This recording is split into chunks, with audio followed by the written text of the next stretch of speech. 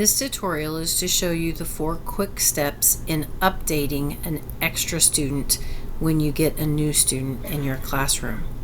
So as you start the year, you put all of your students in the BTC grading rubric, and we recommend you add a couple slots for extra students. Notice we're in the year a little bit, so I've already added emails for the students that I have in my class and created linked folders for each of them through using the BTC menu, along with using the BTC menu to share access to the folders to the direct people such as parents and teachers of record. Notice for the extra students, it's not shared with anyone because I didn't put in any emails, and they're just named extra student.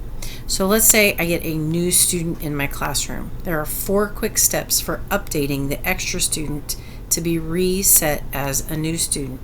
The first one is the actual link in the class list. So if you hover over it, you'll see it's called extra student. We want to go ahead and edit that and just call it the student's name. So for this exercise, I'm going to call them the new student. When I hit apply, now I have new student. That's space 1. Space 2 is actually go to the tab where it was extra student 1, and now we're going to right click and rename. And for this one, I'm going to rename it new student. Now, while you're on the tab, the third place you want to update it is in the top. So instead of it being extra student 1, we're going to come right in here in the spreadsheet and rename it new student. Okay, so now we've renamed the tab, the report heading, and in the class list, the tab link. The last place we need to update it is right here on the folder. So when you click the folder, notice it's still called extra student. So what we're going to do is open that folder, and we don't want to rename the document. Instead, we want to rename the actual folder. And so I'm going to drop down up here, rename, and call it new student. So now I've renamed it in 4 different places. I've renamed the folder. Don't worry about renaming the document. So the folder, the tab link, the actual tab, and the top of the document. After you rename those 4 places, you can go back to class lists, and notice now when I rerun create and update the shareable reports, we're going to have to give it just a few minutes, but it's going to go through the process of updating those folders as if we had just added new information onto our tracking sheets.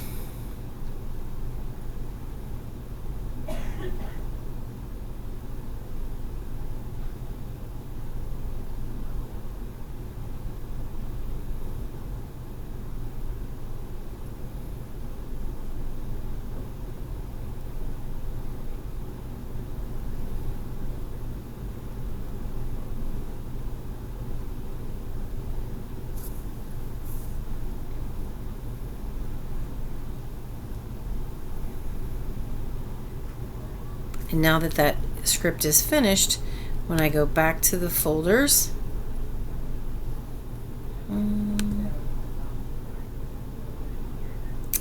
after refreshing, you can see I only have a new student document in there.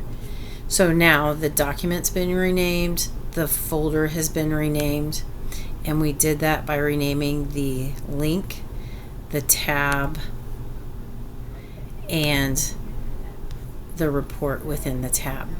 So the last thing that you'll want to think about when adding a student is who gets connection to their folder. So I can add the emails just like I did for everyone else, but I have two choices at this point.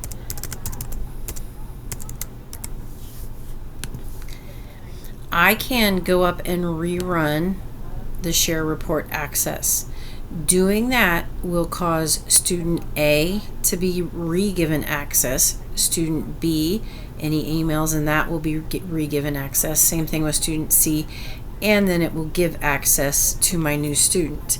If I don't want to get the questions from parents and students about why I reshared the folder with student A, B, and C, the other thing you can do is put your email in here just so that you remember that you've shared it.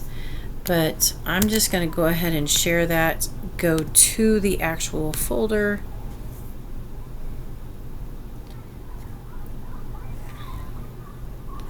And once again, at that folder level, I can go into share, share,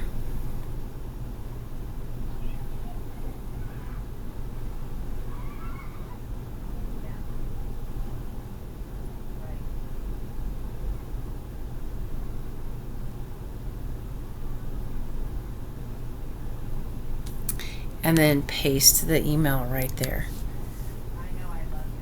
Once you have it there, you want to make sure that they are viewer